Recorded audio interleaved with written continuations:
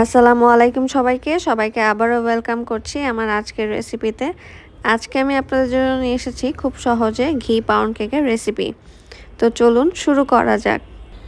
এখানে আমি 2টি ডিম নিয়ে নিয়েছি রুমের স্বাভাবিক তাপমাত্রার।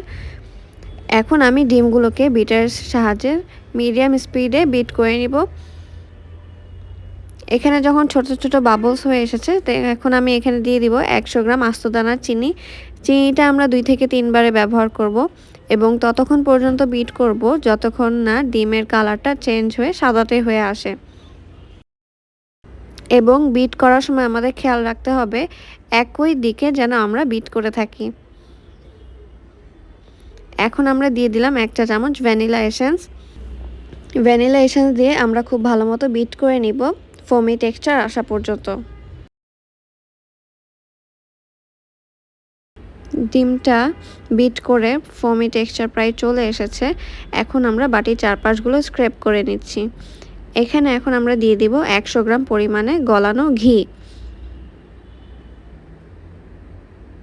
ঘিটা আমরা আস্তে আস্তে দিব এবং বিটারের লো স্পিডে ভালো মতো মিশিয়ে নিব।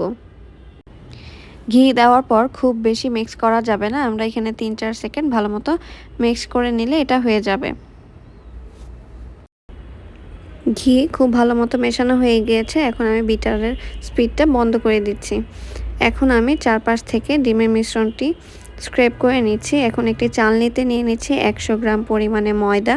এখানে আমি তীর ব্র্যান্ডের ময়দা ব্যবহার করেছি এবং নিয়ে নিয়েছি 2 টেবিল চামচ গুঁড়া দুধ এবং 1 চা চামচ বেকিং পাউডার। এখানে আমি ফস্টার ক্লার্কের বেকিং পাউডারটা ব্যবহার করেছি। বেকিংয়ের ক্ষেত্রে অবশ্যই ফস্টার ক্লার্কের বেকিং পাউডারটা ব্যবহার করার চেষ্টা করবেন, এতে আউটকাম খুব ভালো আসে। এখন আমি এটা ভালো মতো চেলে নিব।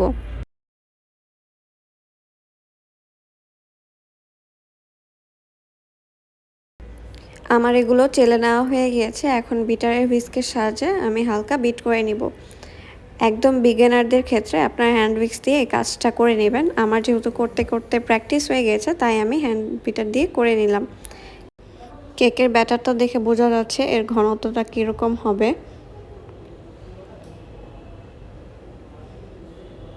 এখন আমি স্প্যাচুলার সাহায্যে হালকা হাতে মিশিয়ে নিব যেন কোনো শুকনো ময়দার দলা না থাকে।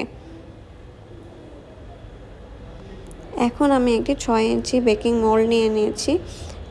বেকিং মোল্ডে আমি পার্চমেন্ট পেপার বিছিয়ে নিয়েছি। পার্চমেন্ট পেপারে কোনো প্রকার তেল ব্রাশ করার প্রয়োজন নেই।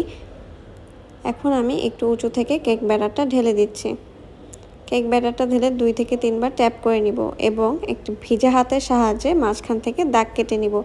এটা কেকের মাঝখানে ফাটল আনতে সাহায্য করে। এখন আমরা এটা 160 ডিগ্রি প্রি হিটেড ওভেনে আপ ডাউন হিটে 40 থেকে 45 মিনিট বেক করে নিব।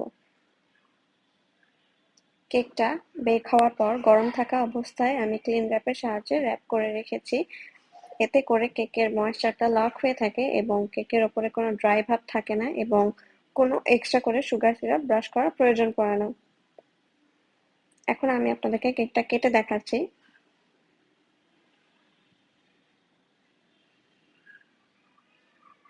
আপনারা যে কোনো কেক বেক হওয়ার পর গরম থাকা অবস্থায় এভাবে ক্লিন র্যাপ দিয়ে ঢেকে রেখে দিলে কেকের ভেতরে ময়েশ্চারটা লক হয়ে থাকে এবং কেকটা খুব সফট থাকে।